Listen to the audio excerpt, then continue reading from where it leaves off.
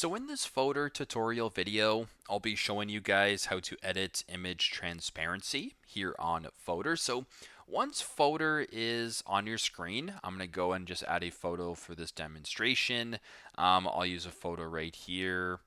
What's a good example? How about a photo right here of these two animals, a dog and a cat.